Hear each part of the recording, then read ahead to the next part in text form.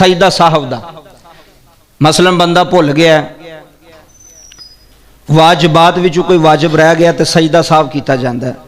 امام بھی کردا پیچھے مقتدی بھی کردا. اگر کلا بندہ نماز پڑھدا پیا وہ بھی سجدہ صاحب کرے گا اگر واجب چھوٹ گیا کوئی. تو سجدہ صاحب دا طریقہ کی ہے کہ جدو بندہ آخری رکعت دے اندر بہندا نا اتحیات پڑھ کے درود شریف پڑھ کے بندہ سجے پاسے سلام پھیردا ہے السلام علیکم ورحمۃ اللہ.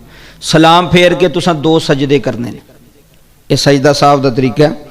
سجے پاسے سلام پھیر کے کی کرنے نے دو سجدے کرنے نے. سبحان ربی الاعلی سبحان ربی الاعلی سبحان ربی الاعلی 3 باری پڑھنا ہے. سنت طریقہ. دو سجدے کر کے تساں پھر اتحیات بہ جانا. اے سنو ہن اتحیات بہ کے کیا سی درود شریف تو شروع کران گے یا دوبارہ اتحیات بھی پڑھنی پوے گی یا صرف دعا پڑھنی ہے. اے سنو جدو دو سجدے تساں کر لینے نے سجدہ صاحب دے پھر اتحیات بہ گئے پھر تسی اتحیات دوبارہ شروع کرنا ہے. اتحیات بھی پڑھنا ہے.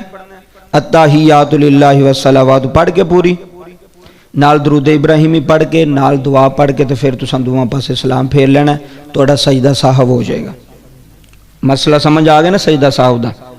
اگر تسی کوئی واجب تہاڈا چھٹ گیا تے سجدہ صاحب تسی کرنا ہے.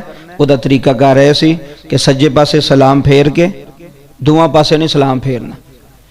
اگر دعا پاسے سلام پھیریا تو تسی تے نماز تو نکل گئے خارج ہو گئے.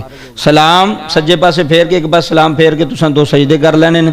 اگر حدیث دے اندر کوئی اور بھی طریقہ ہوئے تو اگر کوئی اس طرح سجدہ صاحب کردا ہے تو بھی ٹھیک کردا ہے. میں نہیں کہنا کہ صرف یہی طریقہ ٹھیک ہے. اگر حدیث دے اندر کسی نے کوئی اور طریقہ ملدا ہے اس طریقے دے نال اپنے مسلک دے نال اپنی فقہ دے مطابق سجدہ صاحب کردا ہے تو بھی ٹھیک کر رہے ہیں.